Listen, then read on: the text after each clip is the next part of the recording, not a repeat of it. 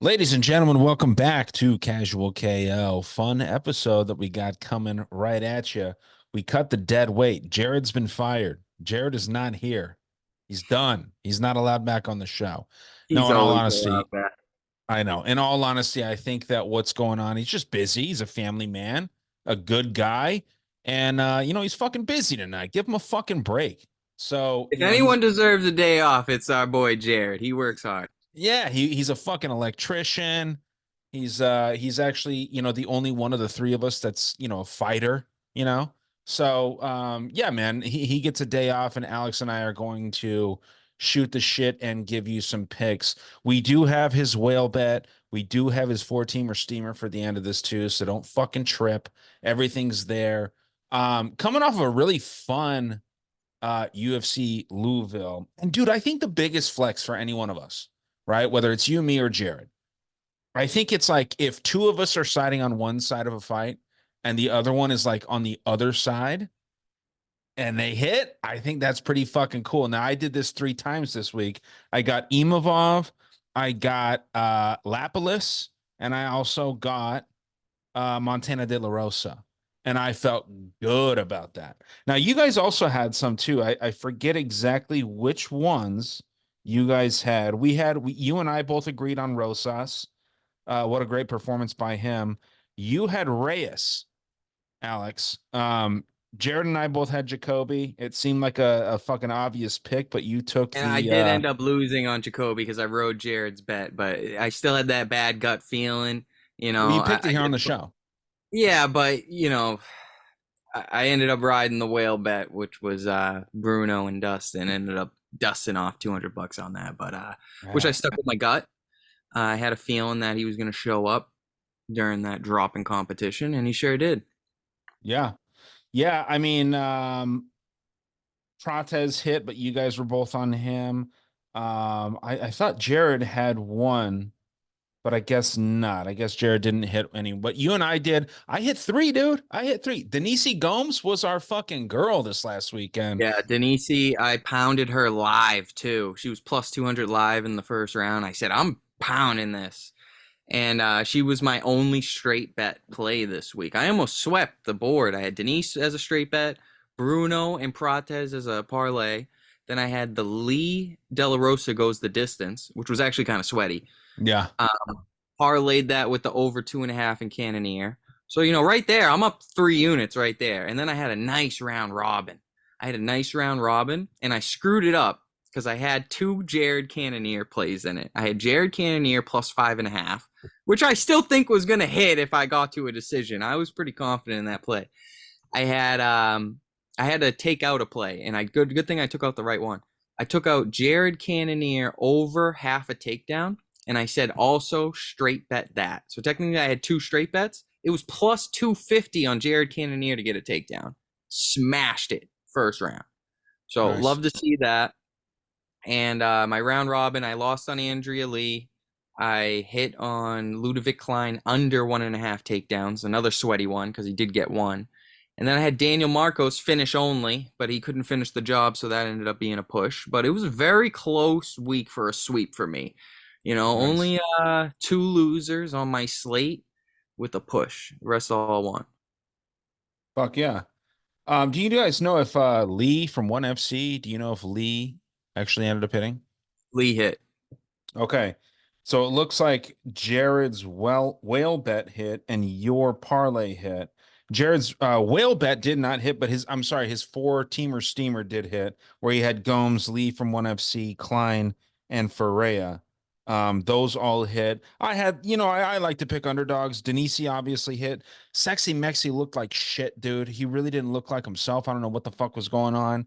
I want to ask you, man, before we really roll into this card, what do you think about that Imavov Cannoneer stoppage? Because let me tell you real quick, I I had an up and down night up until the main event. And you know me, man, when I get to a point where I'm just like, fuck it. Usually, believe it or not, I'm having a couple drinks, and I'm like, fuck it, dude. I threw $300 on the Imavov knockout round 3 and 4. Oh my God. How did you hit that? I have no idea. But I'm thankful that it hit. And that's what saved me the night. And it made it, like I said, it was a fairly positive night for me. I call that a blessing from God because you shouldn't have hit it. He shouldn't have, but how do you feel about it? Do you feel like it was a horrible I'm stoppage or happy just you like a hit bad it. stoppage? I mean, I lost a bet on it because I like the fight to go to a decision. I had Jared Cannonier surviving, and I had him on the spread plus 5.5. But I had the over 2.5. So I mean, I'm happy for you. I'll take my small L for you to get that big win. What did that pay? 300 paid what? I had to pay like 1,500. Yeah, it was good, dude. I think that the end like the end result was about $1,500 plus. Like so, but with the way the ups and downs of the night, man, I put more in. I put on in about 800, so I didn't gain as much as I should have, but I was losing and winning. So like I ended up the night a couple $100.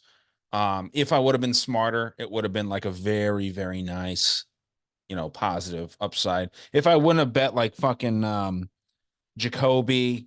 That was a horrible bet, man. It felt good in the moment. But there, Amanda at the end of the night, I started the night off fucking minus $300. You know what I mean? So I also feel like Amanda actually won that fight as well. But it is what it is. We take our L's and our W's, but as long as I end up positive, I am good. And I was sweating, man. I was drinking. I was like, fuck, dude. I'm gonna fucking have to borrow some money or some shit if this shit doesn't hit, and somehow it did. So I got very, very lucky there. So we call it Hail Um, Mary. yeah, man, we call it a Hail Mary and we fucking hit that one. So I'm not gonna be doing that this weekend. I'm actually excited, man. I'm doing something different this weekend. I have a neighbor, man. He's an old dude. Good guy, man. I had a battery in my car die, and my parents live far away, so I didn't want to call them. I don't have any friends that live in the area. Old man neighbor, his wife passed away. Super good dude. And I called him kind of early in the morning. I was like, hey man, I didn't wake you up, right? And he's like, no, man, what's going on? This fucking dude comes over, tries to jump my fucking car. Car doesn't jump, drives me to Walmart, which is fucking like, 15, 20 minutes away, gets me the battery, doesn't buy it for me, but he gets there and he fucking bickers with the sellers there because they try and jip me out of a battery and all this shit. My shit was under warranty and man, apparently he likes fights. So I hooked him up with BKFC stuff and he's able to watch those. And then I'm gonna go over there. We're gonna fucking grill some food together. And I'm gonna watch some fights with an old dude this weekend. But he's a fucking OG, man. This dude's a fucking dope ass guy, man. Older dudes are cooler than a lot of people our age these days, man. Hey, they know boxing too. So Yeah. Well, yeah. his dad fought in the same, he called it the same stable as somebody, man. I forget who it was. But like a boxing name that you would recognize. Hmm. And I just can't believe I can't remember it. But yeah, his dad was a boxer and this guy's just a cool fucking guy. So I'm excited to do that. We're gonna go over there, make some food, drink a little bit, and watch some fights, man. But what do you say we get into this? Did you have anything that you wanted to mention other than the great YouTube channel that you're running before we get into UFC Dana's Garage 93? This is a good week. I'm pretty confident this week. There's some good plays, and we got boxing this week, which I'm definitely gonna have action on. I'll give you some plays later. Okay. Well, why don't you plug that fucking channel? I teed you up and you just missed it. Follow us at Profit Picks. You can follow us on all of the socials. TikTok, X, Insta. But on Insta, we're blowing up right now because I've been posting a lot of stupid, funny memes just to get everyone, laughing. Well, you've been making these memes too, huh? Yes, I have. You're cooking up memes over there with Profit Not Picks. memes. Some people make millions. Some people make memes. I like it. Yeah, some of those are good, man. I was wondering why you were posting some of these several times, and then you told me that you made them, and I was like, oh shit, these are actually really good. So yeah, keep on it. Check out Profit Picks. Check out Teep Picks. This dude is he's hitting a lot of fucking bets, man. His whale bet did miss this week, but that's kind of a rarity these days. He hits a lot of those. So check out both of these platforms. And I gotta say, man, our casual KO episodes on my audio platform get just about as many listens as my conspiracy content does these days. Um, the Awesome. the news show still does That means we're better. doing our job, baby. Hey, That means we're we're doing saving people money. We're getting people out of the traps, and we're That's what it giving is. people the knowledge to bet this sport. That's very tough. I mean, come on. Like, all the Jared Cannonier bettors are punching air right now. Yeah. But if they would have listened to me, Imavov, they would have fucking got it. Well, you know So what I noticed? I noticed this too. I was like, it's in Louisville. What's Louisville? Who's Louisville named after? French, yeah. King Louis of France. And there was two French fighters on the card. Of course, they won. In hindsight, they were a lock on paper. Yeah. Yeah, who was that ref, man? I always forget his name. He's kind of forgettable. Herzog. Jason Herzog, right? Yeah, maybe he's got some French ties. We don't know, but yeah, it's an interesting little way that he did that. I'll take it though, dude, every day of the fucking week, and I hope that I get a couple of lucky calls because I've got a big parlay, something similar to a whale bet. It's about 5 units. I will share that at the end of the episode, but I say we roll right into this. Alex, got anything else? Nothing. You're muted. You're muted. I said, let's get it. I'm excited to hear that 5-teamer you got, though. It's not often I be seeing you going big, dropping the balance. It's not a 5-teamer, it's a 3-teamer, but it's a parlay. It's like a whale bet, like how Jared does, All but right. mine is a 3-teamer instead of a 2-teamer. It's So, so funny. The play I'm giving out later is also a 3-teamer. well, if it's the fucking same one, I don't know what we're gonna It better do. not have any of my legs in it. I swear to God, Ryan. I guarantee it has at least one. No way. No way. I'm willing to bet that it doesn't have any. All right, well, let's roll into it, man. You see my screen, yeah? Yeah. All right, so we got the first fight of the night, Shylon Nerdenbeek versus Miguel Costa. I'll take this first fight of the night, man, because I think that this is an interesting matchup. I actually think that a lot of this fight takes place on the ground. I think that Shylon might win this, man. I really do. I don't think that it's a fight that you don't want to parlay this up. You don't want to take any crazy chances on this because this is a very interesting fight. But Costa haven't been too impressed with him, man. He's a cool kickboxer. Shylon, he's not a fun fighter, but I think where he really excels is in the wrestling. Wrestling hasn't been scoring very well in UFC these days, but I think Shylon might get this done. We're seeing this interesting movement where the UFC wants to gift Indian fighters wins, right? I mean, last weekend, Tamar fucking wins a robbery decision.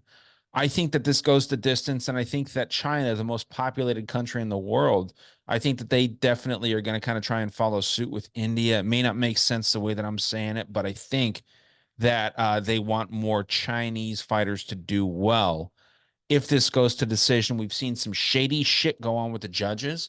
And I think that Shylon Nerdenbeek might dominate in the wrestling and might get something going here. Costa does have the kickboxing. I'll say that. He's got more methods to win. I just haven't been impressed, man. I see a lot of people saying that Nerdenbeek is the popular underdog this week, but that line hasn't moved from what I've seen. So I think that that's kind of baiting. I hear a lot of people actually picking Costa, and I'm going to actually take Shylon Nerdenbeek by decision for the first fight of the night, man. What do you got, Alex? That's not a bad pick. And when I first looked at this fight, I was kind of shocked to see Nerdenbeck be a dog here. I thought he would have been a slight favorite, maybe even odds. I immediately saw value. But here's the thing that I want you guys to notice, Costa's active. He is so active, he's young, and he's hungry, and he's marketable too. He's very marketable. Nerdenbeck has a very bad rap right now ever since that James Krause situation. Derek So, Minner. yeah, with the Derek Minner fight, yes. And I do like how Cost is super active. 3 fights in 2023, first fight of the year. Nürnberger's been off for a little while. He's only had 1 fight last year. I I've been back and forth on this one. It's just I I like the value on Nürnberger. I think a safe bet would be him to get a takedown as well. I think they'll set the line at over under 1.5. I would love to take the over 1.5 on that. I think he does get costed down a couple times. But another thing is that, he gassed out in his last fight. He might have a gas tank problem that, got exposed. And I wouldn't go too crazy on this fight. If I had to recommend a bet, I would take Nerd um decision only for some reason. But this is an unpredictable fight, in my opinion. I like the value on Nerd. I'll take Nerd by decision, but there is a gut feeling in me that says Costa is going to win because he's more active, he's improving more, and anything close, I think, is going to go to Costa as well. I like that theme Mm. that you said with China. They want to build that market, but not in Nerd case because he has bad publicity behind his name, and it's just I think the UFC eventually wants him out. So anything close, I think it's going to go to Costa. But I'll go with Nerd to get a ton of takedowns, ton of control time. And would I be shocked if he gets a sub? No. But I think Nerd can get it done. But not a super confident play. Definitely a fight that I'm probably just going to watch for the first one.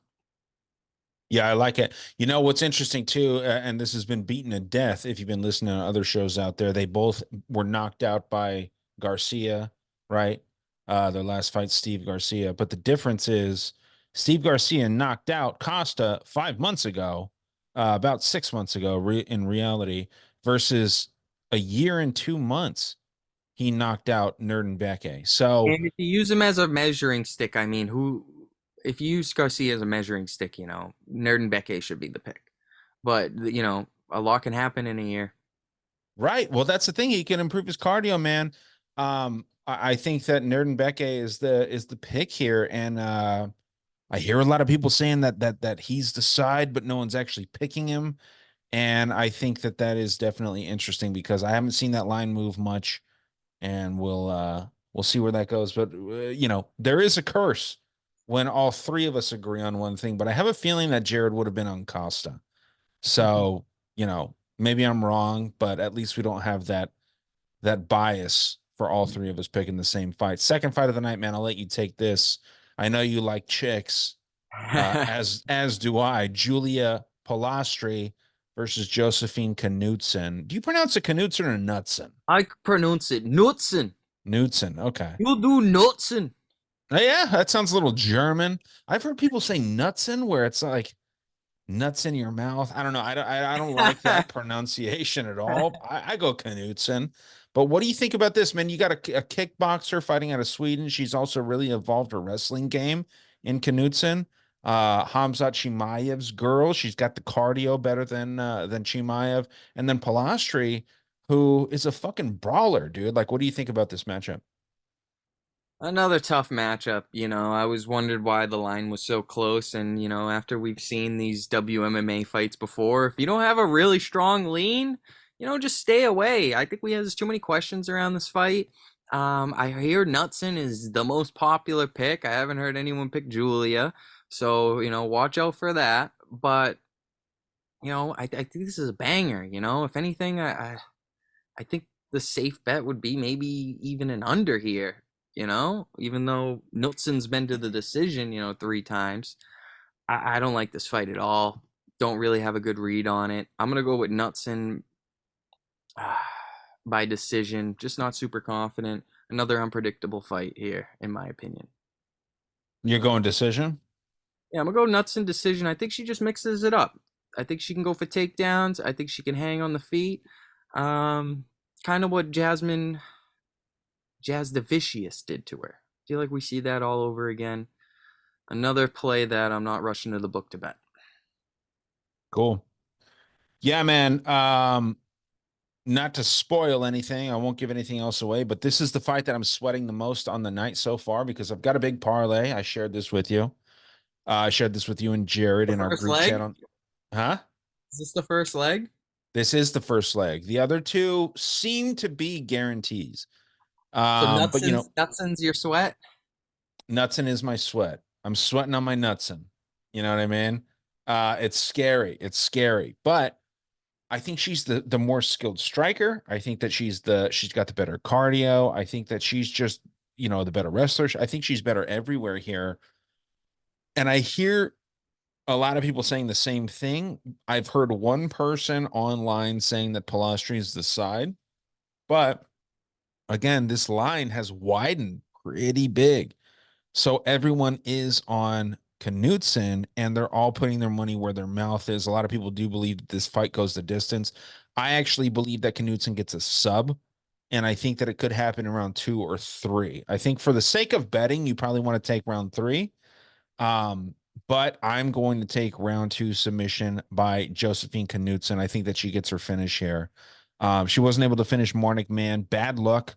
But she's a conservative fighter, man, and I think that Pilastri, with her brawling style and her kind of lack of experience, even though she has more fights than Knutson, I think that her lack of experience at a higher level is going to put her in some kind of predicament here, and she's going to get finished by Knutson in round 2 via sub. So that's what I'm taking, dude. And I feel fairly confident in it, but I am scared at the same time. Third fight of the night, Jekka Saragi versus Weston Wilson. There's no need to spend too much time on this. Weston Wilson is very much a taller man, hangs out with Wonder Boy, but just doesn't have that style, doesn't have that chin, doesn't have anything that Wonder Boy does have. Jekka Saragi is a midget compared to Wilson.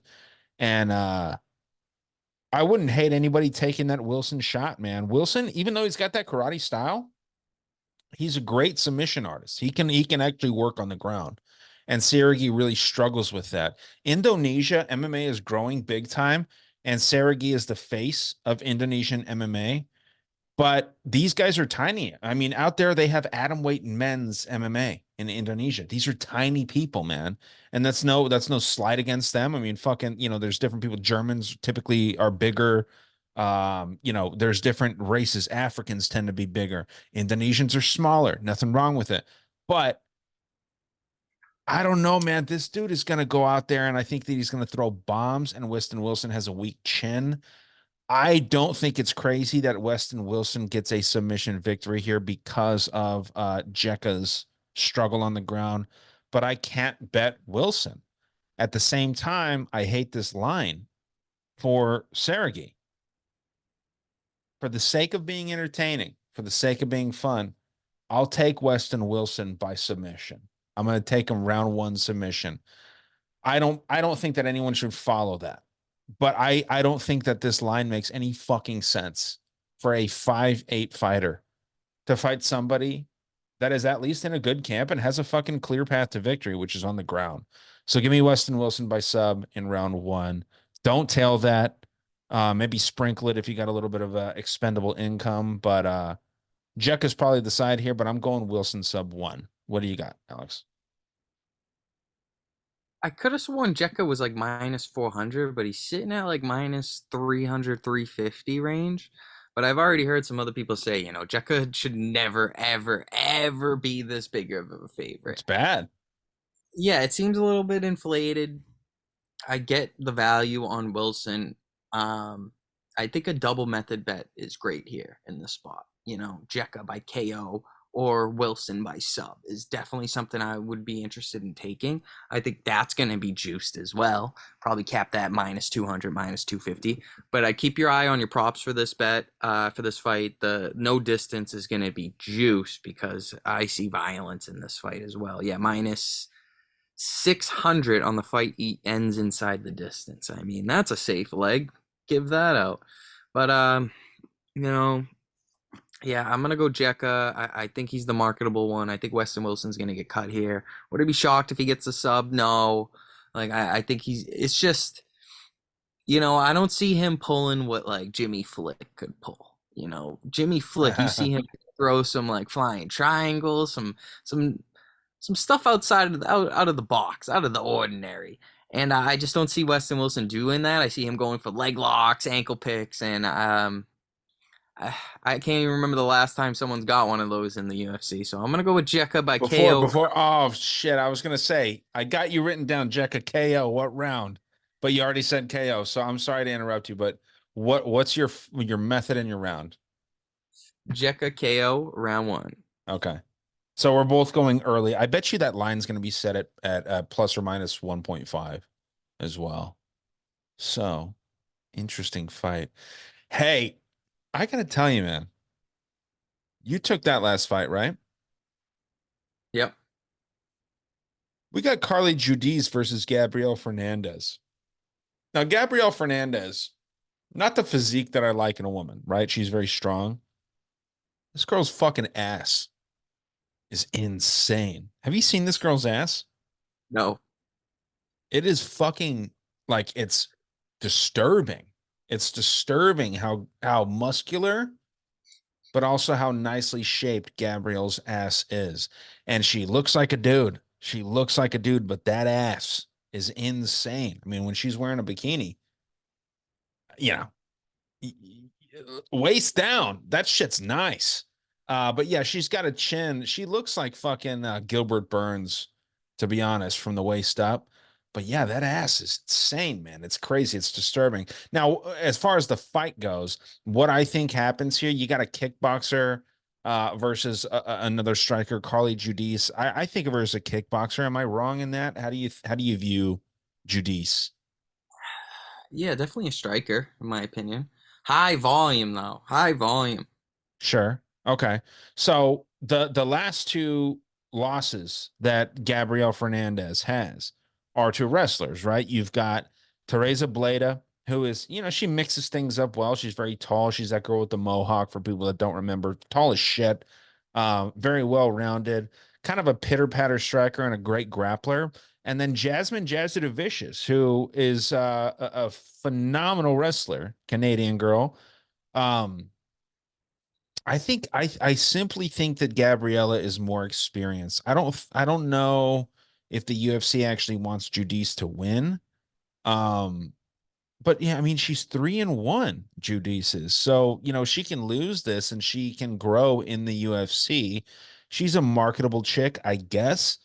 But I think that Gabrielle Fernandez is the clear side here, even though she is minus 230. I hate siding with women's favorites when they're this big. But I think when Fernandez gets a striker, towing the line or whatever you want to say against her, um, I think Fernandez can absolutely do work and probably outwork Judice. So give me Fernandez. I could see a knockout happening here, man. If it does happen, it's probably in round three. But give me Fernandez by decision against Judice. What do you got here, Alex? I agree with a lot of what you said. I think Fernandez is the harder hitter.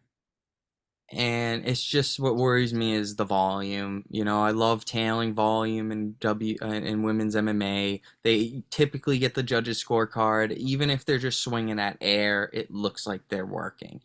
And if Gabriella doesn't finish her or get knockdowns, have a lot of moments in this fight, I just think Carly's gonna outpoint her and win rounds. So I'm gonna go against the grain here. I'm gonna go with Crispy wins a decision.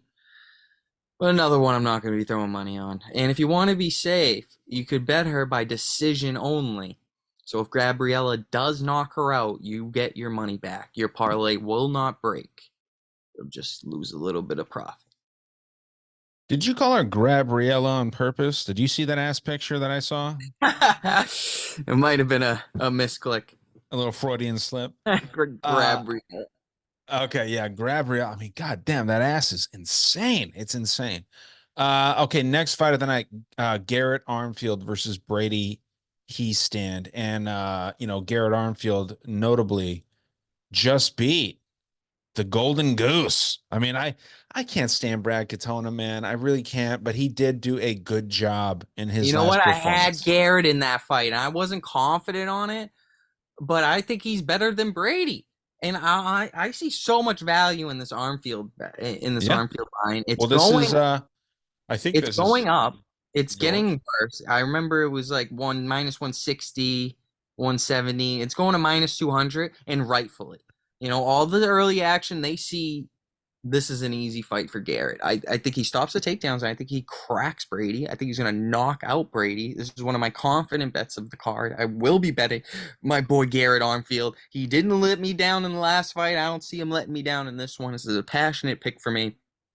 Garrett, I'm going to go with round 2 KO. Now, what you take in that last fight? I didn't write it down. I'm sorry. You took Carly decision. Carly. Okay. Um, and you got Armfield KO round 2 against Hystan. Yeah, Garrett round 2 KO. What do you like? Yeah, I think I agree with you on a lot of things. You know what that little symbol is on his chest? That's an occultic symbol. You know what that means? I That don't know. little triangle with the I line. don't know why I was thinking of Pink Floyd for some reason. No, it's the wind symbol. It's an elemental symbol and it means wind. And yeah, it's a triangle with a line. It's a triangle pointing up and a line horizontally going across that top point. Not as bad as Jim Crute's like spiral tattoo on his chest. Right, right. It's not. I mean, yeah, there's some weird fucking tattoos that you see out there. You know, the yin yang, one of the oldest fucking symbols in martial arts, is a very like witchcrafty symbol. I did And know that. yeah, man, you know, as a Christian, myself, you're a Christian as well. You know, it's interesting seeing some of this stuff and just kind of decoding it in your own way. And you see some weird shit, man.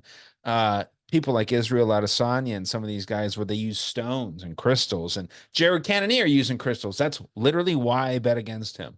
This dude's a big believer in crystals. I think that's fucking witchcraft shit, man. I think it catches up to you. You know, Cannonier's an old man, and it caught up to him eventually. So I don't know if Cannonier wins another fight in the UFC. He got plagued with some bad shit. Back to this. I think Armfield is the easy pick here, man. It's a one-sided fight. High Stand's a great wrestler, but not as great as Armfield is at mixing things up. Armfield can keep High Stand guessing on the striking.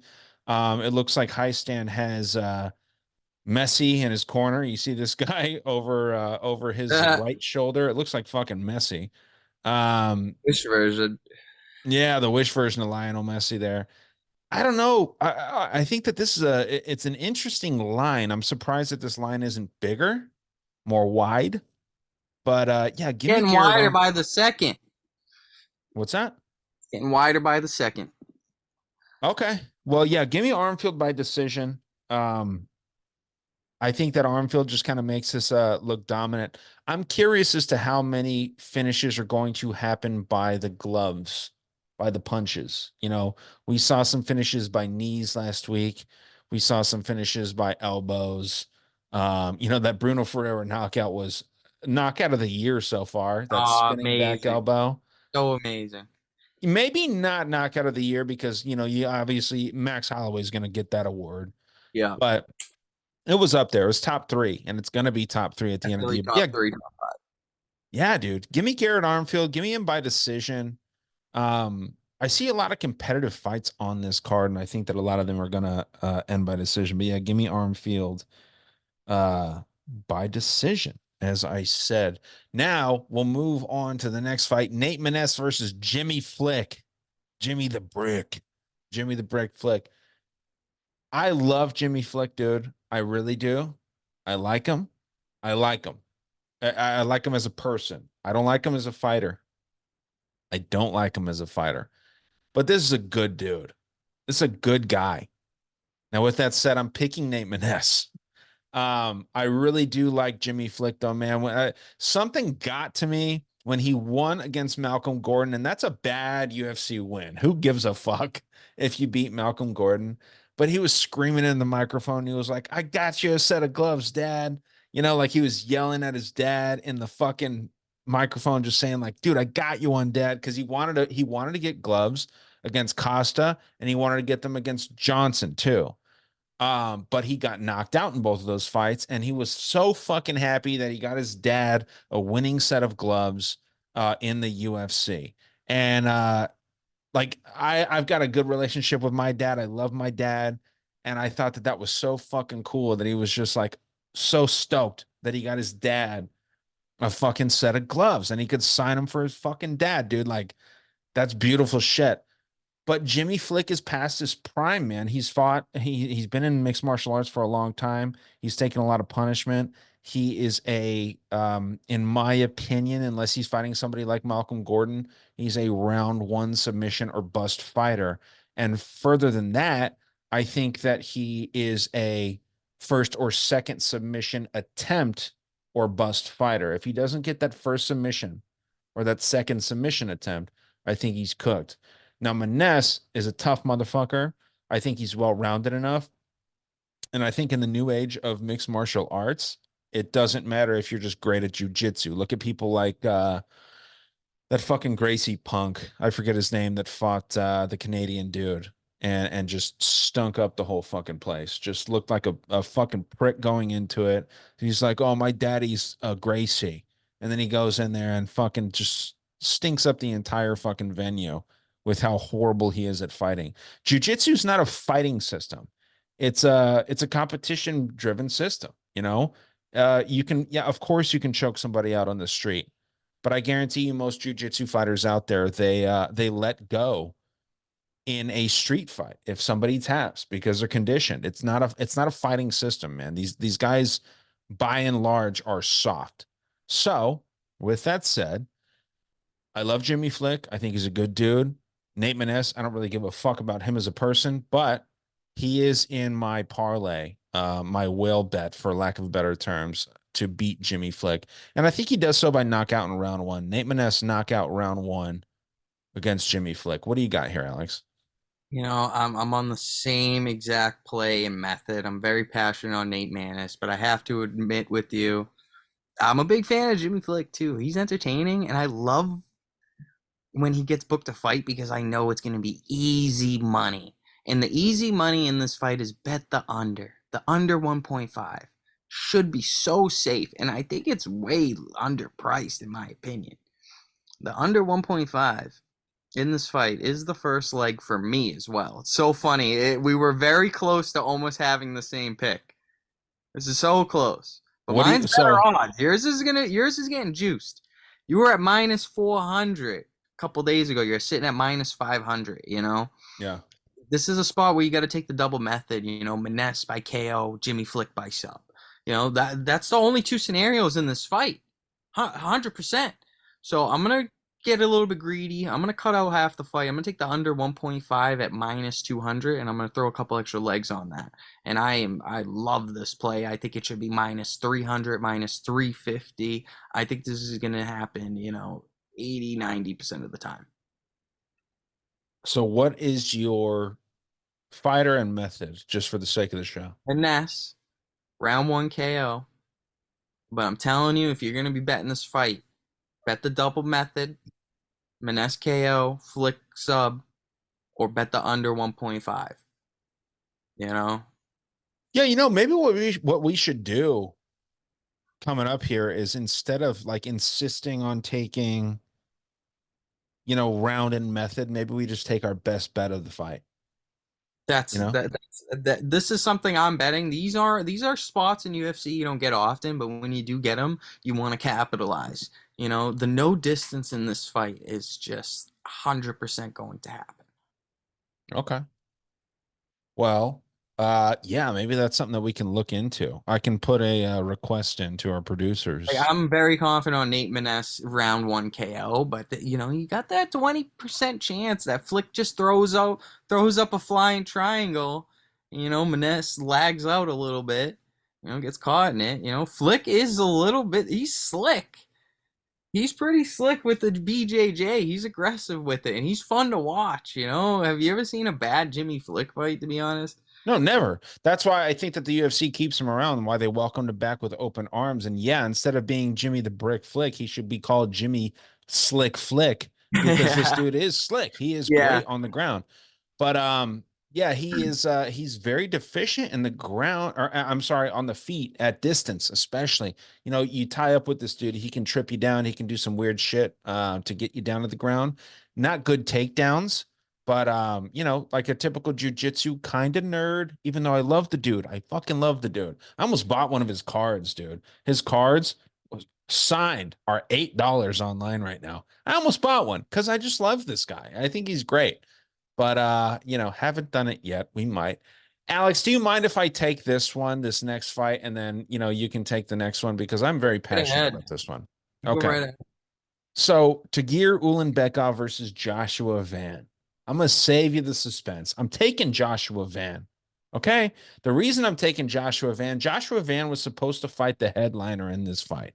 Tagir Ulanbekov. Do you know who he is the first cousin of, Alex? Is it Khabib? It's Khabib Nurmagomedov.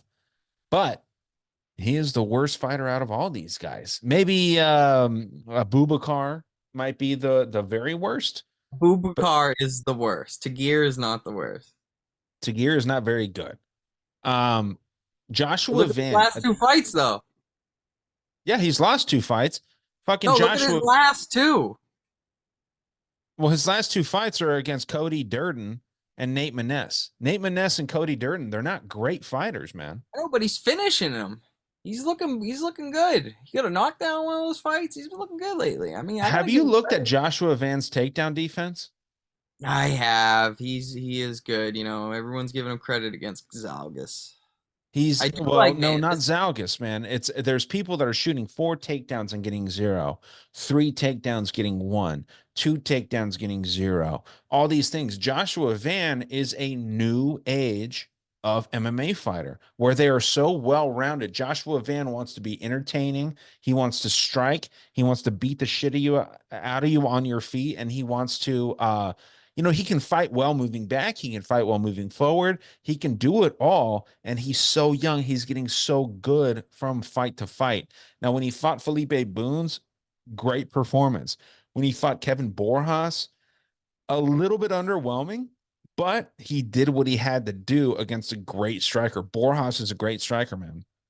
And Van is taking more and more time in between fights. Now, this is a um, 2 fights, 2 months, excuse me, 2 months in between his second to last fight, his last fight, and then 4 months in between his last fight and his current fight. But I think that the UFC likes Van. What do they have to liken to Giro and Beckhoff? You know what I mean? I don't know if they actually like this dude. This dude is fucking 10 years younger. Joshua Van is 10 years younger than Tagir. He's shorter, yeah, by 2 inches. Who gives a fuck? This guy has a more entertaining style. He's gonna fucking beat the shit out of Tagir on the feet. It's one-way traffic on the feet. On the ground, which I think it's very tough for Tagir to get it there. I think it's a very clear pick in Joshua Van, and I was considering making an underdog parlay, and Joshua Van was going to be the anchor in that parlay. But yeah, dude, I am on Joshua Van all day. I do think he gets it done by decision because he's not very powerful, but he's very good at making it look like he's working hard and he's outworking his opponent. So give me Joshua Van by decision against Ulanbekov. You can take the next two, man, but what do you got here? So I'm against you here. I'm on Tagir. The thing is that being Nurmagomedov's cousin, I've never seen him really lose a fight. I've seen him get robbed. I've seen him get cheated in a fight. I'm thinking of the Tim Elliott fight rent free in my head, where it just seemed like the ref was just paid off to overlook all of these fouls. It was very strange. But, the thing is that this is a different kind of pressure. This is the best wrestler that Joshua Fan has fought. And another thing is that, we haven't really seen him on the ground too much, Joshua Van.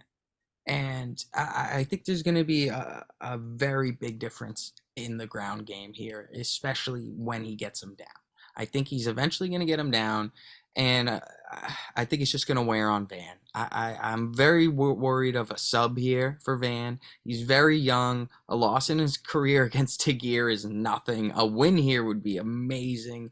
Do I hate the dog pick? Absolutely not. I'm a huge fan of Josh Van, and I'm rooting for him myself.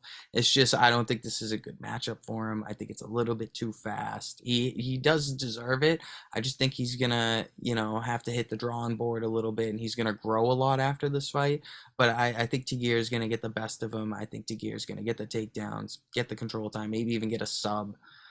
And I'm worried about that. I'm gonna go Tagir round one sub, but I'm not super confident. I am a fan of Van. I do want him to win.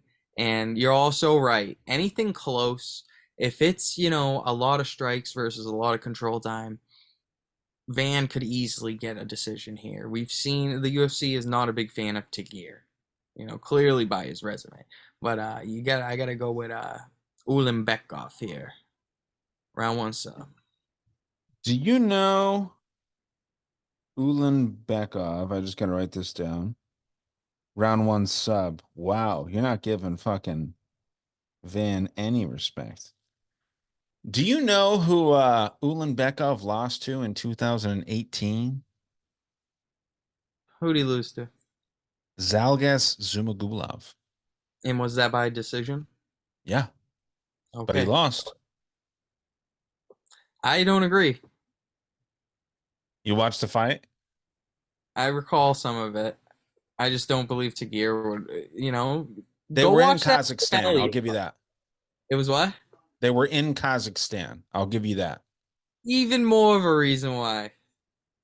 But he still lost to him. You know what I Well, if it mean? was in America, he might have won, But go watch the Tim Elliott fight. This guy does not get, he gets the shortest end of the stick every time, it feels like. But I think his experience, with Islam winning, he's got some momentum in his camp.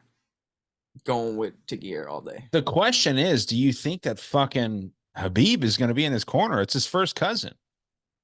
Probably not, but if he is, then even more of a reason.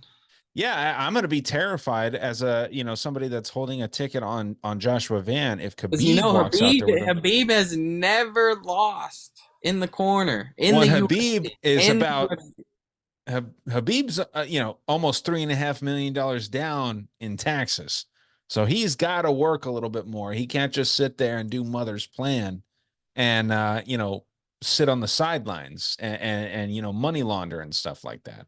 He's got to get out there and he's got to work a little bit more, and that's going to be terrifying if Khabib is in that corner of Zalgas, or I'm sorry, Tagir. I'm getting all these fucking Russians mixed up, but yeah, it's going to be interesting, man. Second fight that you got just back to back here. I'm sorry, no, this is your first fight. You've got Adam Fugit versus Josh Quinlan. I'm curious what you think of this, man. This is a fun matchup. Hear a lot of Quinlan bets out there, a couple Fugit bets. I'm a fan of Fugit. I've made money on him before in the past. He's looked good. He's pretty durable. He's got a little dog in him. And I respect his game. He's always willing to die on his shield, and he just shows pretty good IQ. He knows when to mix it up. He knows how to survive when he's in a rough situation. I bet on the over. I did a lot of tape on him. I bet on the over in the Morales fight because I trusted his chin, and I pounded him against Kinoshita at plus 300. That was like a gift. Mike Malott was a little bit too much for him, but I think this is a good fight for him. I think he can weasel out a decision. I think he can mix it up, get takedowns, and I think on the feed he could close it. He could keep it close. I think Josh Quinlan's gonna win round one. I think Fugit's gonna mix it up in round two, get some takedowns, and then round three, Josh is gonna be a little bit gassed, and Fugit will be able to steal the round, get a decision. So I'll go Fugit decision. But that first round's going to be scary. That first round's going to be scary. It's going to be hard to, get myself to pull the trigger on Adam Fugit before the fight. But I'm going to keep my eyes on that live line. He survives round one. I get dog odds on Fugit and he's not bleeding. I'm all in. But Yeah, Fugit man. is the pick. Dude, I'm right there with you, man. I hate Josh Quinlan. I fucking hate Josh Quinlan. This dude is he tries to make people feel sorry for him because he got caught using steroids. Like, I hate that mentality. I mean, what a success story this guy would have had if he never would have gotten caught using steroids, fucking But what cheating. happened though? Huh? So what happened? What do you mean made feel? Like how does someone make you feel bad for Because he won his contender series fight. Where was it? It was back in shit. This would have been, let me pull up his record here. He won his contender series fight, but it was overturned to a no contest against Logan Urban, right? So Logan Urban didn't get a fucking UFC deal, even though he fucking got robbed. Then he goes in and he fights Jason Witt, beats him by left hook, and uh Quinlan goes in there and says, I was using steroids because I was insecure of my body. He literally says this. He doesn't say the truth where it's like, Yeah, I just wanted to win. I was going to use steroids and I wanted to get an edge on my competition.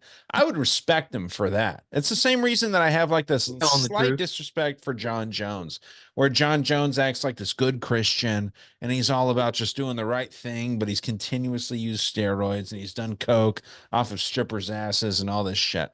It's like, no, dude, lean into being the piece of shit that you are. It's fine. People like bad guys. It's cool. Like John Jones is, I think, the greatest fighter of all time, but he's got that slight like tinge on his shit because he doesn't just say, "Yeah, dude, I'm a fucking horrible human being. I want to kill people." He was going around in Albuquerque during COVID when Black Lives Matters were protesting and shit, and he was just like beating the shit out of dudes. Like he was like stealing shit out of like stealing spray paint cans out of kids' hands, being like, "You fuck with my neighborhood, I'm gonna fucking kill you," and like get the fuck out of here. In Albuquerque, he was doing this shit. So he doesn't lean into like what makes him a cool dude. Josh Quinlan is an insecure fucking pussy. And instead of leaning into the idea that, yeah, man, like I fucking wanted to fucking murder my opponent. There's nothing wrong with saying that. He's sitting there and saying, "Oh, it's mental health." I hate that. I hate that aspect in a dude, and I think it's very weak. So yeah, dude, give me Adam Fugit all day. I'm not a big Fugit believer or Fugit, whatever the how the fuck you pronounce his name, but Fugit is my guy in this matchup because you know what Bushido means. Do you know the Bushido nickname? It's a samurai thing. It's honor. This dude has no honor. What the fuck are we talking about here? So yeah, get the fuck out of here, Quinlan. I hope that Fugit somehow finds a knockout. I don't think he does. I think this is a decision win for Fugit, just like you do. But yeah, man, I can't stand people like this Quinlan dude. It reminds me of too many people that I fucking went to school with that act like they're just good people and they're just pieces of shit. And they just want to have this good public persona and stuff like that, man. So yeah, fuck Quinlan. I hope he ends up getting knocked out. I doubt he does, but I am fairly confident that that Fugit does get the win here.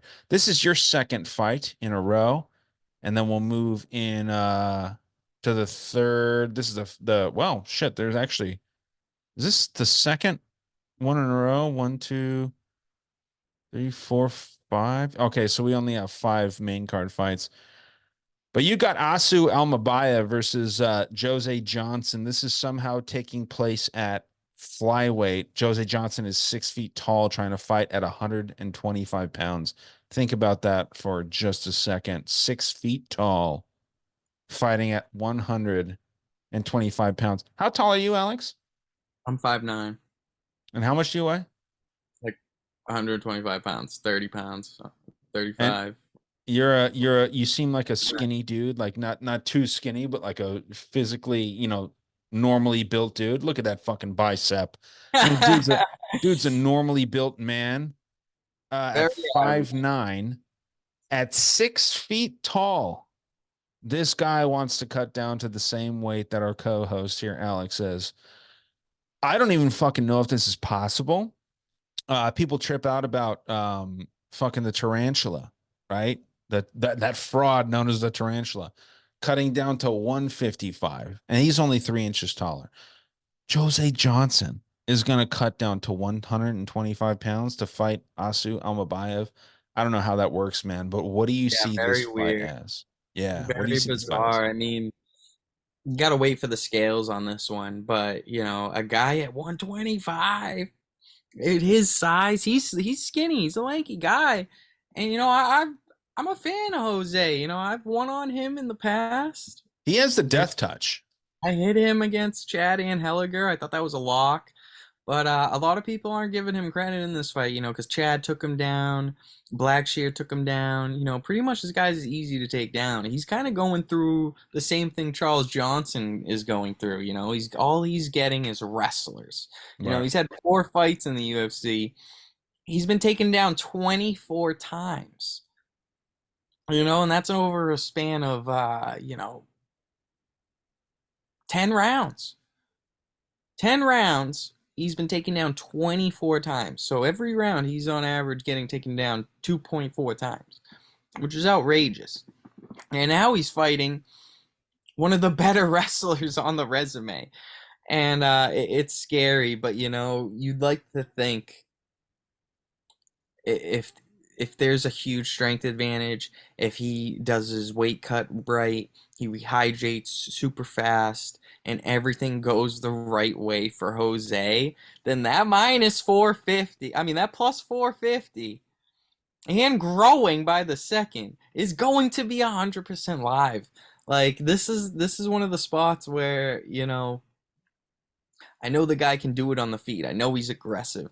I know he can do damage. It's just, the grappling, the difference in the grappling is so wide here. We don't know what Johnson has been doing, how much he's grown. I personally want to believe that, all he's doing is wrestling and he's come a long way. But I know Asu is years ahead of the game right now. It's just you got to wait for the weigh-ins here. If Jose looks good on the scales, how do you take that? How do you take a Sue at minus 600? There's no value there. I'm gonna stay away, but I'm gonna take a shot on Jose. I'm gonna go Jose knocks out a Sue in round two. Throw a Hail Mary out there because there's no way I'm touching a Sue, but I think Jose's aggressive. I think he's a little bit underrated, but he is a horrible wrestler. But from what I saw, I watch his Instagram a little bit. All he's doing is wrestling. I hope he gets it done. I'm a fan of Jose, and if he looks good on the scales, I might throw $25 down the drain on him. I like that. That sounds like a children's MMA book with Jose knocks out a Sue in round two. It's like a little Dr. Seuss book. I like it. All right, moving on up the card, we've got four fights left to run through. Miles Johns versus Douglas Silva de Andrade. What a weird fight, man. I don't have much to offer here. I think that this is it's a weird fight. It's a weird fight, and I think that in a weird fight, you don't really need to account too much for logic. I'm taking Johns by decision. Miles Johns, he's upset his last few fights. Cody Gibson, Vince Morales. I don't think he was supposed to win either one of those. His last loss was to Sexy Mexi, which I don't like because Sexy Mexi looked like absolute shit in his last performance. But Douglas De Silva, going out there and beating Cody Stamann, that's not a great win, man. I like Cody Stamann. This was a year ago, by the way. Cody Stamann with his T-Rex arms, um, not as active as our boy Miles Johns. Losing to Saeed Nurmagomedov by decision, that's a great look. But I just think that somehow Johns just continues to defy the odds. So yeah, give me Johns by decision. There's no rhyme or reason for my pick here. I think a lot of people are actually gonna be on Douglas De Silva de Andrade. He is the slight favorite, according to Tapology, on both the odds metrics and the fan pick metrics, albeit slightly. But yeah, give me Miles Johns, man, for no reason other than just he's been more active and he's been causing some upsets, man, and he's winning fights that I don't think he should really win. I think he continues that train. He is the younger guy by 8 years, same size, all this stuff. So yeah, give me Miles Johns, man. What do you think about this, Alex? Great matchup. What a great matchup. This is going to be such a good one to watch too. You want to think they're going to start banging here. I got to go with Douglas Andrade. But here's what I recommend for, anyone betting on this fight. I trust Andrade's chin and his durability more than I trust John's. I have to You know, piss so bad, so just keep talking. Just go go ahead, for go about ahead, 2 minutes. go ahead. Douglas Andrade, you have to trust his durability. He's had the better resume. Who's the last guy that finished him? I want to say it was Peter Yan when he was on his way to the title. So this guy has been around the block. Yeah, he hasn't been finished since Peter Yan in 2018. Ever since then, he's been and fighting good guys, LaRon Murphy, Saeed Nurmagomedov, Cody Stamen, even though Ryan doesn't think he's a great fighter, I think he's good. And I gotta go with Douglas here. I think he could get outpointed. I think he could lose big moments. It's lined at a pick 'em for a reason, but this is how I would recommend betting this fight. Is that I would bet the durability of Douglas Silva. I would bet Douglas finish only, which could be around, minus 130. So that if, he does get out wrestled, does get knocked down a couple times and loses a decision, you get your money back. But I trust his durability. And if there is a war and it gets back and forth, I just don't see Johns being able to hold up. He hasn't done well in wars before. And what's backing him is he's extremely he's coming back from 2 months ago. No, active, very good. That's a very good sign. Being active is a good sign when you're betting on fighters. So I'm probably gonna stay away from this. But if I were to throw any money on this, I would do John's decision only. Ooh. So if he gets knocked out, I would get my money back, and I would do Douglas Silva de Andrade finish only. So if I lose the decision, I get my money back. But I'm gonna go Douglas de Silva round 3 KO. I think he just out dogs Johns. Wow. And yeah, not super confident, but I think this is gonna be a great fight. This could be fight of the night. If I'm gonna pick anything for fight of the night, this is it. The next fight could also be fight of the night, man. I think that this is a really interesting matchup too. Lucas Almeida versus Timmy Kawamba. Used to go by Timothy Kawamba, but I guess he shortened his name. I wonder when he's gonna grow up fully and just go by Tim. Just go by Tim, dude. You don't gotta go. What kind of adult goes by Timmy or Timothy? But Timmy Kawamba, fighting Lucas Almeida here. This is yours to take first, man. What do you got in this? I've been a little bit back and forth on this. Good fight. It is another good fight. Another contender for the fight of the night. Um, Timmy coming off of that loss, split decision against Oki. I just think Lucas has fought the better competition. If his chin holds up, I think he could get it done. I think he could outwork Timmy. I think he could knock him out. I'm gonna go with Lucas. Not super confident on this one either. Not rushing to the book, but I'm gonna go with Lucas. Gets a knockout round 2. I'm just worried about his durability because he's coming off of a rough knockout from Andre Feely, and it's his 5th fight in the UFC. He's only got 1 win. His back's up against the wall here, in my opinion. I'm gonna go Lucas to keep his job. Oh yeah. No, I respect that a lot. And the loss from Pat Sabatini by submission is not crazy. Man, that Andre Feely loss is rough though, like you said. I think Timmy gets the knockout round 1. I think that this is it's a 1 + 1 = 2 situation. A lot of people think this goes to decision according to Tapology, but I think that this fight ends in a knockout one way or another. I'm not going to spend too much time on it, but I think that Timmy gets this round 1 KO over Almeida. I will take the co-man, and you, buddy. I mean, this is a fucking no-brainer. This fucking co-man. But you can take the main event. Ikram Aliskerov versus Mackenzie Dern's boyfriend, Antonio Tricoli. This guy already won in life, so he doesn't really need to fight. Mackenzie Dern's kind of got a face like my dog, but she's got an ass like you wouldn't believe. So when a girl's got a nice enough ass, it doesn't matter what her face looks like. Antonio Tricoli loses, I think, round 1 by submission, knockout, whatever. I mean, this fight does not go the distance. Aliskerov, I think, probably gets the knockout. Ground and pound knockout, round 1. It could be like a club and sub, but Aliskerov absolutely finishes this fight in round 1, I believe. What do you think about this?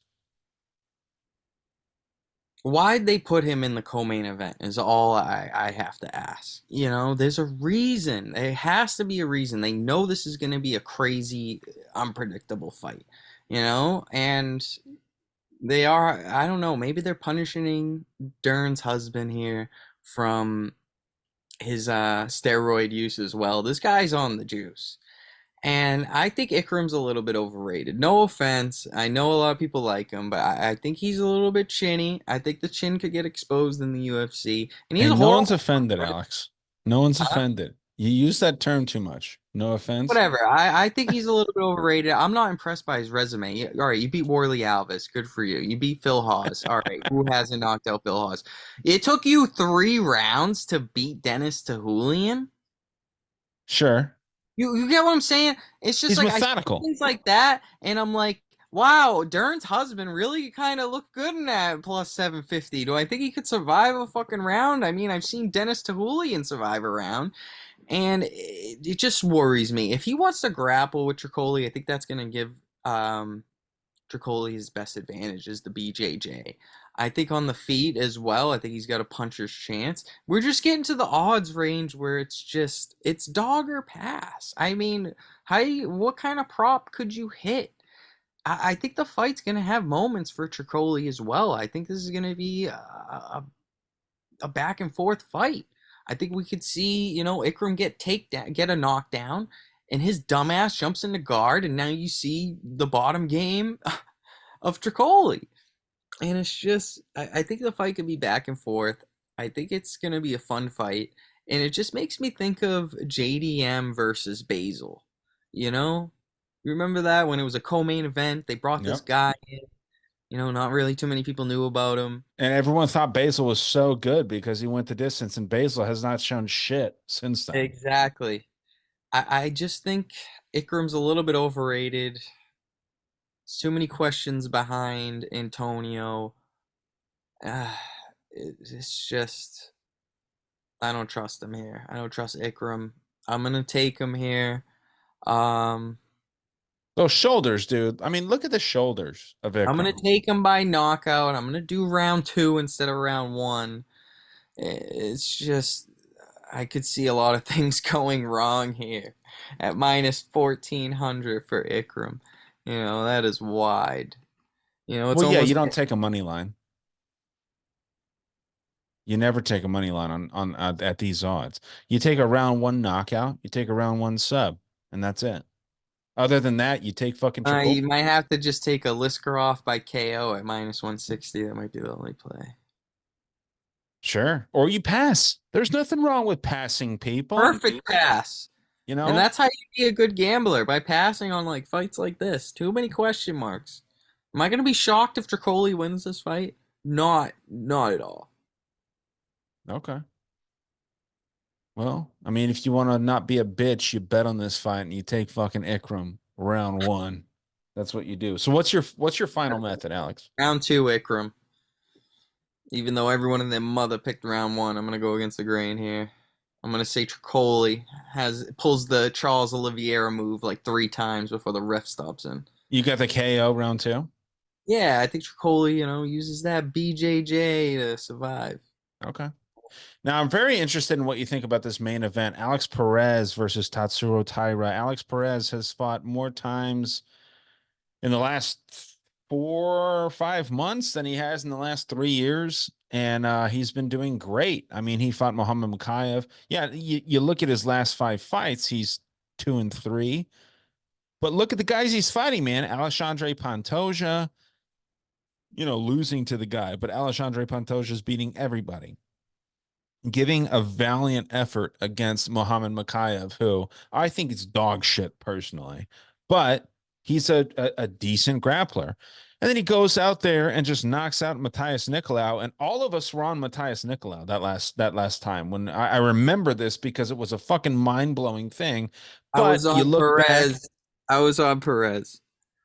I don't think so. We I can had check. bets on Perez that the pick was swapped. Well, yeah, the pick can be swapped, but this is on record. So we go. I mean, I swap my pucks too, my picks. I can't even fucking talk right now. But the thing is, when we go off of like what we pick here on the show, that's what's out there on record, and that's what it is. So we all picked Nicolau, and in hindsight, that's such a horrible pick because Nicolau's fucking husband, I'll call it Nicolau's husband. Uh, who's that girl that lost by submission to Angela Hill last time? Luana Pinheiro. That's right. Okay. Now I got let me just pull this out real quick. Okay. Angela Hill on card auto. I'm happy about this. This is a nice card. It's on the card. Now, for those people out there that don't know, Angela Hill, her grandparents are Betty and Barney Hill, the first ever interracial couple to ever get abducted by aliens, supposedly. Now, I don't know if that's true, but that's the story out there. And it's a fun story. And it's pretty cool that there's a little bit of an overlap between MMA and conspiracy shit. Luana Pinheiro is Nicolau's fucking husband. And I'm saying husband on purpose because neither one of these two motherfuckers know how to fight. They both fucking suck. So with Alex Perez going out there and knocking this dude out, it's an interesting look. Now, Tatsuro Taira, undefeated prospect out of Japan, not faced the greatest level of competition. He finishes a lot of these guys. Last fight, he won by knockout against Carlos Hernandez. So he's learning how to use his hands a little bit. Kind of looks like he's in one of these K-pop bands when you look at him. But what do you think, dude? What do you think about this fight? This is yours to start with, and then I'll wrap us up here, man. But do you think Alex Perez can actually kind of upset Tatsuro Taira here? I, I mean, absolutely he can. Look what he did to Makayev. If that was a 5-round fight, Alex Perez was in the bag. That was a lock. I would have live bet my life savings on it. It's just there's a lot of questions behind this fight. How's Tyra gonna look in a 5-round fight? If he has to stay extended rounds on the feet with Perez, how's he gonna deal with that pressure? You know, there's just a lot of questions. And there's a political aspect to this too. Why did they sign Kai Asakura, Japanese MMA phenom, the week of this fight where they have another Japanese prospect headlining the fight, and they're bringing him in? He's in the same weight division, I believe. And it's just strange to me. It kind of feels like a backup plan for Tyra if he loses this week. It's just strange. But in my opinion, they're attacking the one championship market. They're attacking that Asian market because that market is strong, it's big, and they watch fights over there. And yeah, I'm gonna go with the political guy here. I'm gonna go with Tyra to break into the top 5. It's a big step up for him going from 13 to number 5. I just think they want the Japanese and Asian market to keep watching. So I think it is a good matchup for Tyra. All he has to do is get takedowns, be aggressive, have good cardio. But I wouldn't go too crazy on this fight. If I were to put some bets out, I guess, Tyra by sub's not a bad look. Tyra by decision's not a bad look. Tyra by decision only is not a bad look. I'm gonna go Tyra by decision as my lean here, but boy, Perez has looked good lately, and he's been hella Yeah. active. I mean, so active, and usually this works with boxing, but the guys who are staying busy, they win more often than the guys who aren't staying busy. So keep that in mind. Wouldn't go too heavy on this main event. There's better spots on this card, like the under in the Jimmy Flick fight is definitely something that's like at the top of my leaderboard to bet here on this card. Yeah, I think maybe a round line is better than betting a side on this. I think the under is hot. I think that's the way that you go. Yeah, flyweight unders are a good trend. It's just, the higher you get in the division, the less that trend hits for some reason. You know what I mean? Yeah. Something man, I don't know much about this, obviously, but the way I'm always thinking, this isn't just a coat rack up here, you know? This isn't a coat rack. I can think sometimes too. And I think that the way that BKFC is teaming up with Ryzen, that's a huge thing right now with BKFC. They're focusing on Ryzen and the partnership that they have there. I think that this could be an interesting take where, yeah, I mean, they want Japanese prospects to look good. So, yeah, dude, I am taking Taira all day. And I think that Taira actually gets a finish here in some way, whether it's knockout or submission. You're going to get juice on a Taira knockout. And Taira knocked out his last opponent. This dude that's going out there and fucking, seemingly potentially having health problems, not fighting very often, and then he's fighting 3 times more often than he has been in the last 3 years.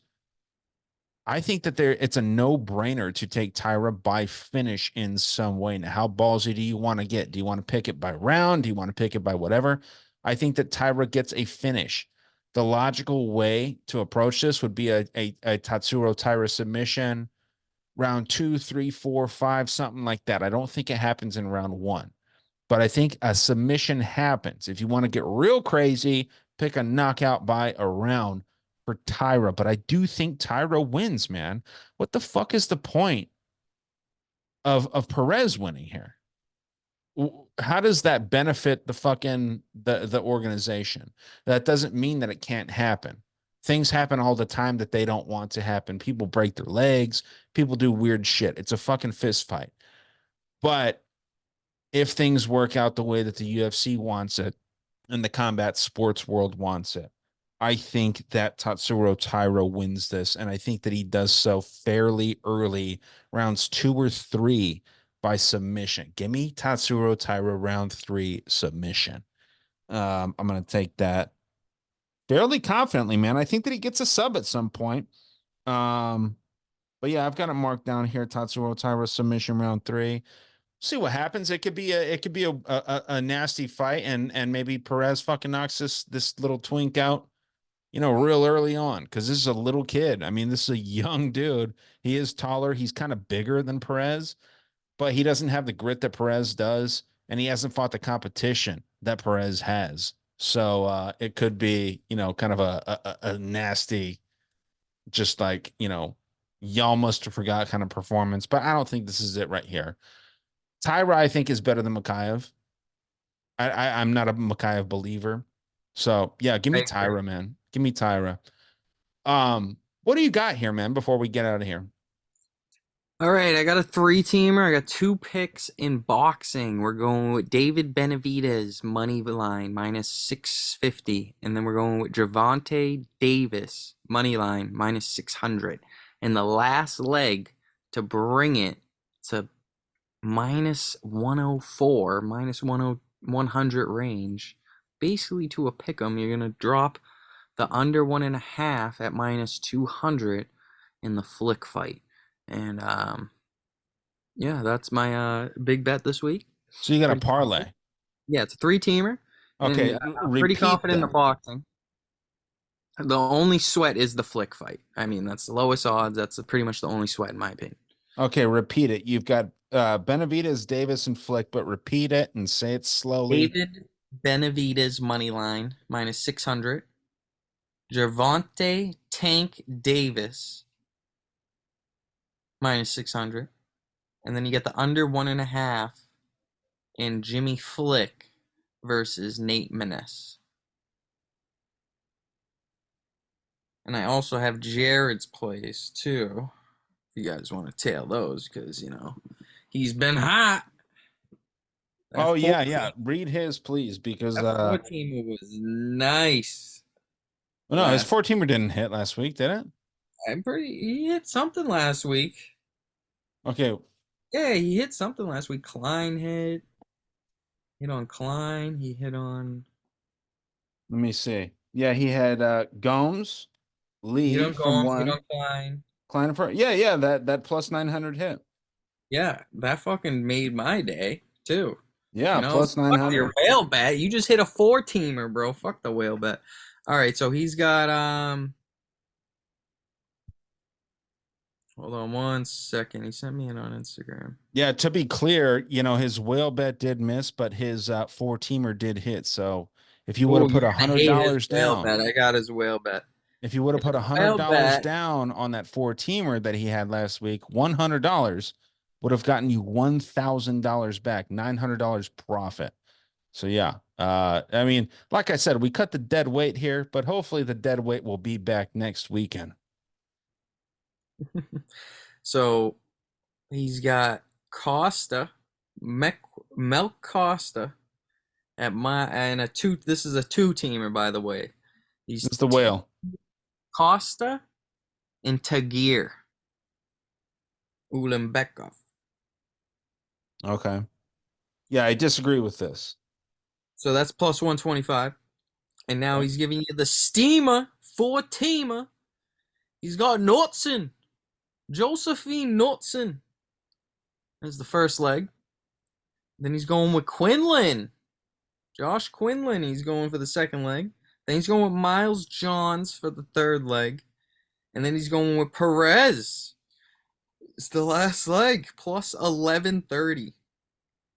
So Jared's fading a lot of the public this week. You know? Yeah. I mean, if it hits the same way the last time did, yeah, that's a big one. You put $100 down, you're gonna get almost $1,200 in profit. Um, I disagree with both bets here. I agreed with some of them last week, but yeah, I disagree with both of his. That doesn't mean shit though, man. Jared's been hot. What do you have for yourself other than the one that you put out? You have anything other than the three-legger, Jared or Alex? Okay, well, just a disclaimer, guys. When we're giving out picks, these are our initial picks. There's a lot more research done throughout the week, and my favorite thing to research that helps me a lot is the interview days, which they come out on Wednesday. We always film this on Tuesday. The interview days, because we like to get this content out. We like to get you guys thinking early as possible in the week. But the a lot of the research comes in the interviews as well, researching who they're training with, who's changing camps, and a lot of that takes time, and weigh-ins as well. So a lot of these picks can change. That's why whenever I'm trying to give you guys picks out, I typically don't have too many because a lot of my research is later on in the week. But I have been researching boxing, and I always look over the card every day, and that pick's definitely not going to change, which is the under 1.5 in the Maness fight. And yeah, if you guys want to hop on our plays, if you want to start tailing us, we've been doing good lately. It's $19.99 a month. You can sign up. I'll give you a 7-day free trial. If you don't make money, I'll give you the whole month for free. You'll never pay out of pocket to work with us. And that's our motto here. If we don't make you money, we're going to keep working with you till we get you in the green. So yeah, the service does pay for itself. If you want our plays, just hit me up on Instagram. There's a link there. There's the links on our YouTube channel, and yeah, you can work with us. I love it.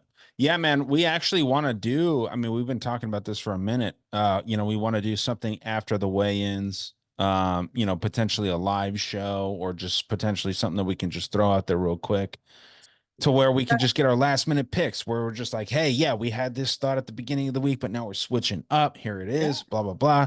Or it You know what would be reiterates good our to do if picks. we just did a short one on the interviews, and we try to highlight some of the spots that we thought were interesting, because usually every week there's something, somebody talking shit, or somebody discloses some information that we didn't know about.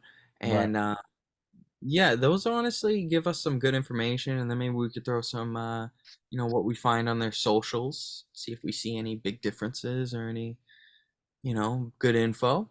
And yeah, it wouldn't be a bad idea. I'd be down for it.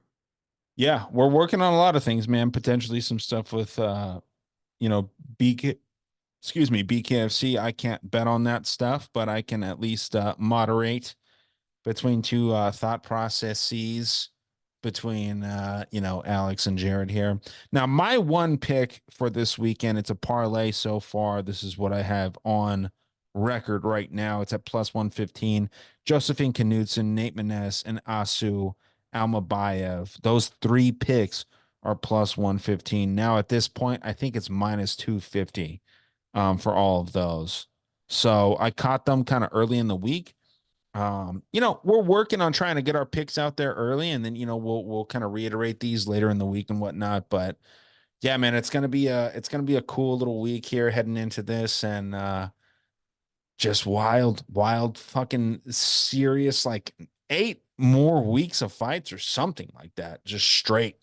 So before we have a single week off, we've got some great fight night cards that are going to be kind of earlier in the morning and stuff like that. We just got a lot of fights coming up. So I hate we're, taking a week off.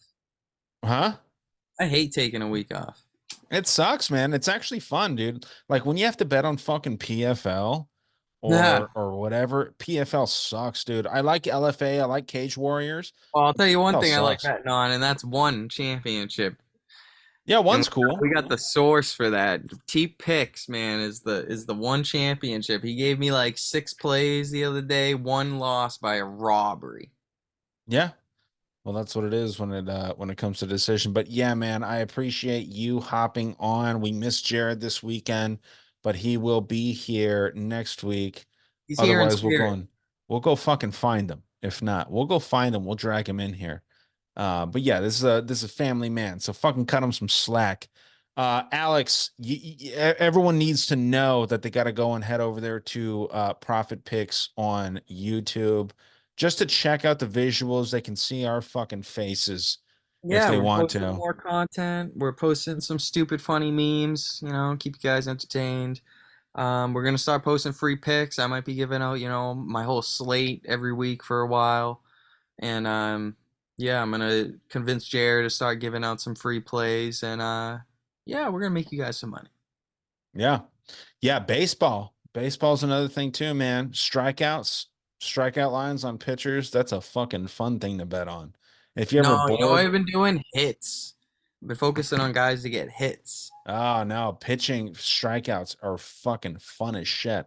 But yeah, we'll see. I mean, I'd like to evolve this thing because I do the conspiracy show over here and people have been actually paying more attention lately to the betting aspect on my feed, on my podcast feed. Almost just as much as the conspiracy content at this point. So it's getting very close. So whatever people pay more attention to is what I'm going to put more effort into, and it is what it is, guys. But until then, next week we've got a pretty cool little event, and UFC 303 is coming up. That's going to be a fucking blast. And like I said, man, until then, we'll be here. We'll be fucking sharing picks. We'll be doing what we got to do, and hopefully making you guys some money. And until next time, guys, take care, and we will talk soon.